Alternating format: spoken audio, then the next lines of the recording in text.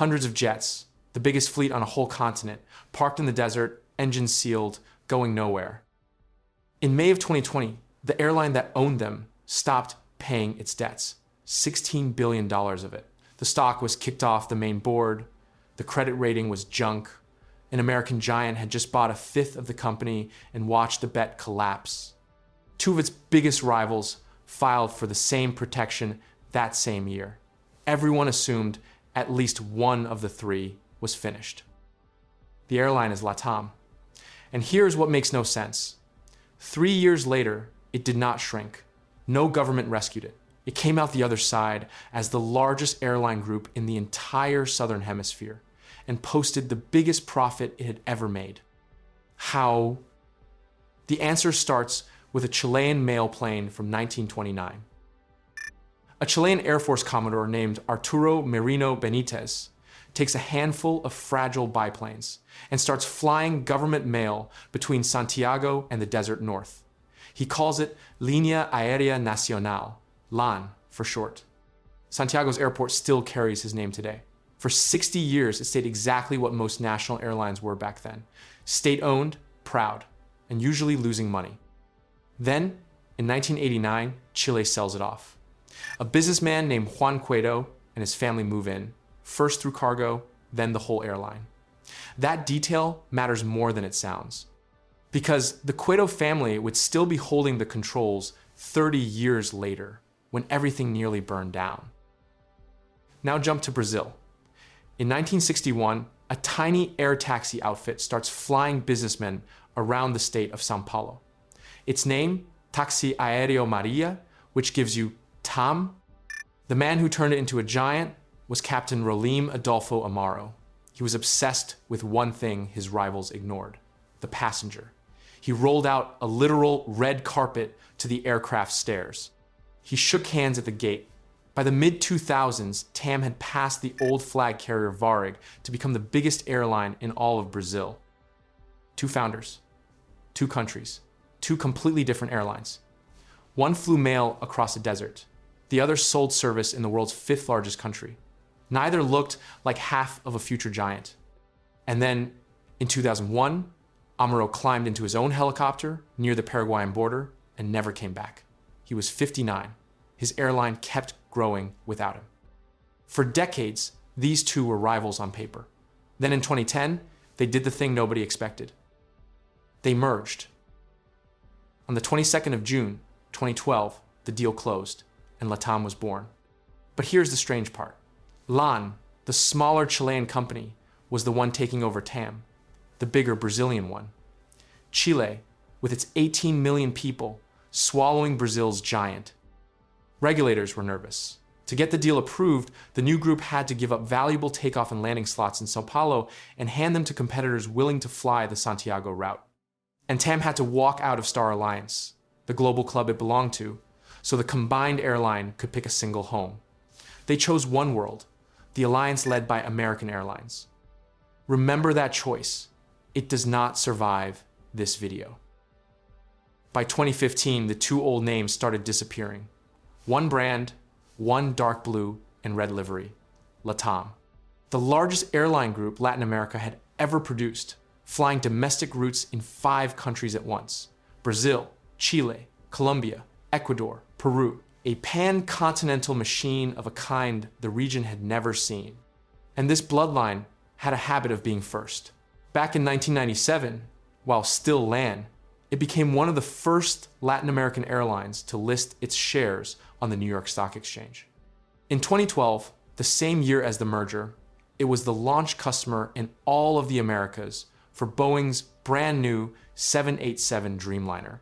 Its loyalty program, LATAM Pass, is the largest in South America, with tens of millions of members. This was never a sleepy regional player. It was a first mover that happened to live south of the equator. But scale brings something else: scrutiny. And to understand the risk LATAM was carrying, you have to look at the worst day in its family history, a day that happened before the merger even existed. On the 17th of July in 2007, a TAM Airbus A320 is coming into Sao Paulo from Porto Alegre.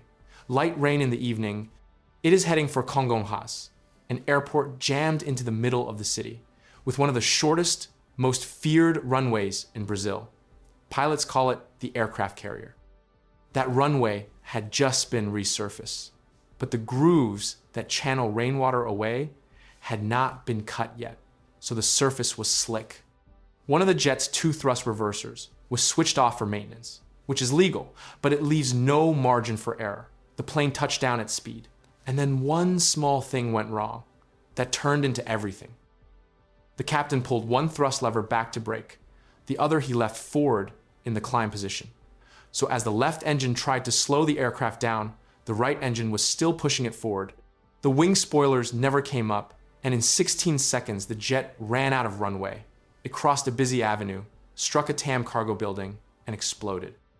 199 people died, 187 on the plane, 12 on the ground.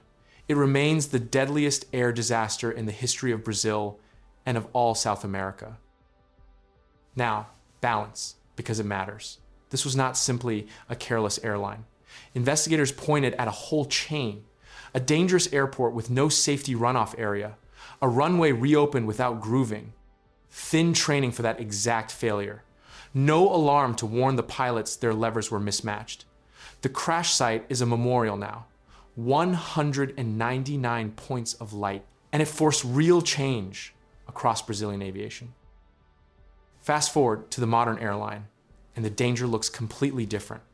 The 11th of March, 2024, a LATAM Boeing 787 Dreamliner is cruising over the Tasman Sea between Sydney and Auckland. Calm flight. Then, in a few seconds, the nose drops. The jet falls more than 300 feet. People who are not wearing their seatbelts hit the ceiling. Around 50 are hurt. The cause, once investigators dug in, was almost absurd. A flight attendant serving meals knocked a switch on the back of the captain's seat. That switch drove the seat forward, shoving the pilot into the controls, pushing the nose down and kicking off the autopilot. A loose switch cap. That is the gap between 2007 and 2024. One was a deep systemic failure. The other was a freak accident no airline could have flown its way out of. Different airline, different era.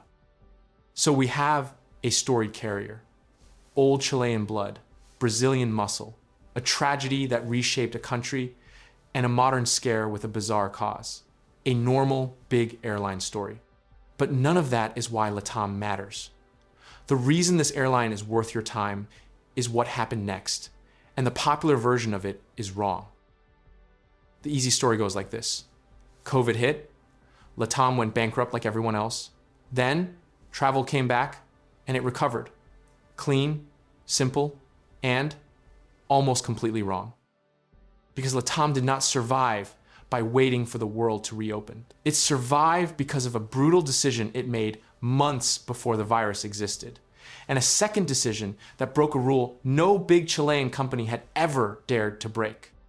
The real story starts not in a pandemic, but in a courtroom in New York and a phone call to Atlanta. Go back to September of 2019, 6 months before the lockdowns. For nearly 20 years, LATAM and its ancestors had been partners with American Airlines, riding together inside the One World Alliance. The two had been trying to lock that in with a deep joint venture, sharing routes and revenue across the Americas. It made perfect sense on a map. American was the biggest United States carrier into South America. LATAM owned the continent's biggest network.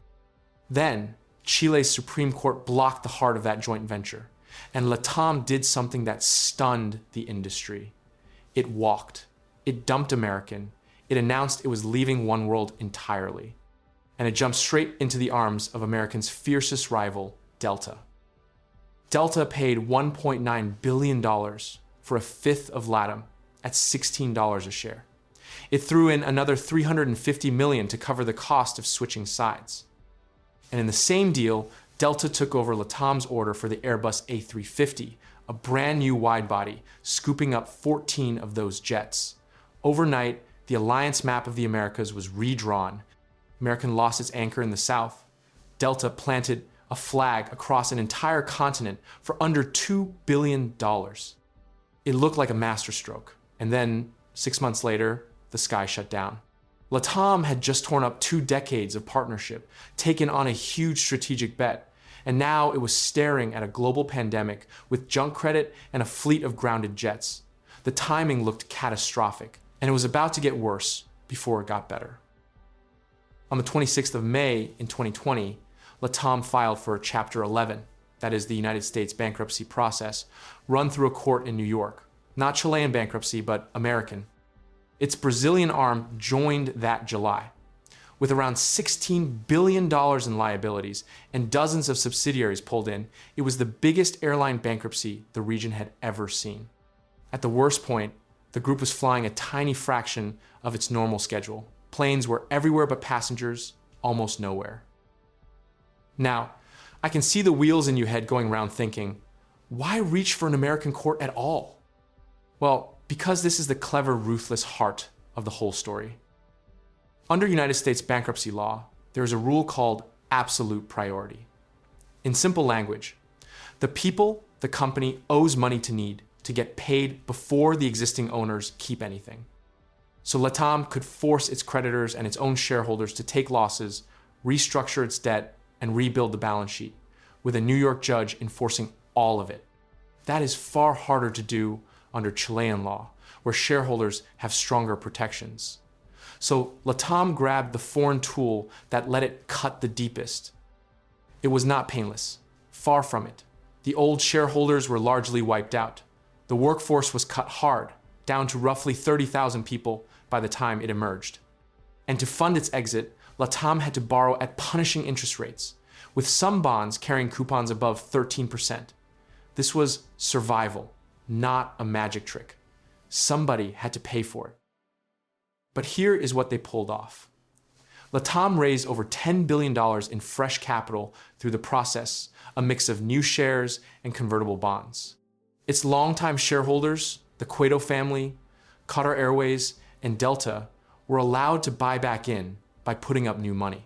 And on the 3rd of November in 2022, after 2.5 years, LATAM walked out of bankruptcy. It came out with around $2.2 billion of liquidity. And it came out with $3.6 billion less debt than it went in with. A 35% cut to its debt load. So what does the airline that came out the other side actually look like? Start with the planes. As of early 2025, LATAM flies a fleet of roughly 350 aircraft. The backbone is the Airbus A320 family.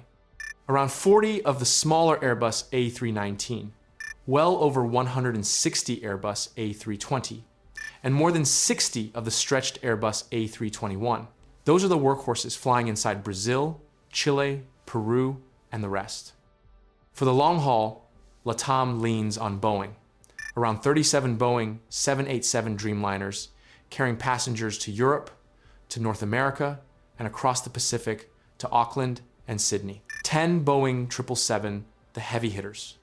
And a fleet of Boeing 767, many of them converted into freighters, because LATAM also runs the biggest cargo operation in the region, right alongside the passengers. The airline is not standing still either. In September 2025, it ordered 24 Embraer 195E, 2 jets, a smaller fuel-efficient aircraft, with options for 50 more. It is modernizing cabins. It is adding routes. For a company that was bankrupt 3 years earlier, the ambition is the loud part. And that Delta gamble, well, it paid off. The joint venture the two airlines wanted finally won approval in 2022. And today they coordinate flights connecting North and South America as a single network. LATAM funnels traffic through its big hubs: São Paulo, Guarulhos in Brazil, Santiago in Chile, and Lima in Peru, which sits in a near perfect spot to stitch the continent together. The bet that looked insane in 2020 looks like foresight now. Then there are the results, which are the real shock. In 2024, the first clean year after bankruptcy, LATAM earned a net profit of $977 million, carried 82 million passengers, and returned to the New York Stock Exchange. A company that had been delisted and left for dead was back on the world's biggest market. Then, 2025 blew that away. LATAM posted total revenue of $14.5 billion, net income of $1.5 billion, up almost 50% in a single year. It carried 87.4 million passengers, the most in its entire history. That made it the largest airline group in the whole Southern Hemisphere. And it was strong enough to buy back its own shares and pay dividends, things a bankrupt company can only dream about. Sit with the full arc for a second. $16 billion in debt, delisted, junk rated, rivals collapsing on either side. And it came out the largest airline below the equator, earning record money, not rescued by a government, rescued by a brutal restructuring in a foreign courtroom. So here is where I land. LATAM's comeback is one of the most impressive in modern aviation, but I do not think it was luck, and I do not think it was simply the travel rebound. LATAM survived because it was willing to be ruthless at the exact moment most companies freeze. It switched alliances right before the storm, locking arms with Delta. It reached past its own country's laws and into a New York court to cut its debt to the bone, and it made its own shareholders and its own staff absorb the pain instead of waiting on a bailout that was never coming. That is the uncomfortable lesson hiding inside this story. The airline did not get saved. It saved itself by doing things that hurt. And it now sits on top of an entire hemisphere because of it. But there is a fair counter-argument, and I want to hear yours. There is a real cost to winning this way. The investors who backed LATAM for years were wiped out. Thousands of workers lost their jobs. You could argue LATAM did not outfly its rivals so much as out-restructure them, using a tool, American bankruptcy law, that a Chilean carrier was never really supposed to be able to reach for at all. So here is my question for you. Was LATAM's use of a United States court to erase its debts and its shareholders a brilliant strategy, or was it a company escaping the consequences that everyone else had to face? Brilliance or a legal escape hatch? Tell me in the comments. I will pin this question right at the top. If you made it this far, you clearly love this stuff as much as I do. So please do me a favor. Like this video and subscribe to Explained so my next video lands in your feed. Thank you for watching this video. Stay safe, kind, and healthy, and I will see you in the next one.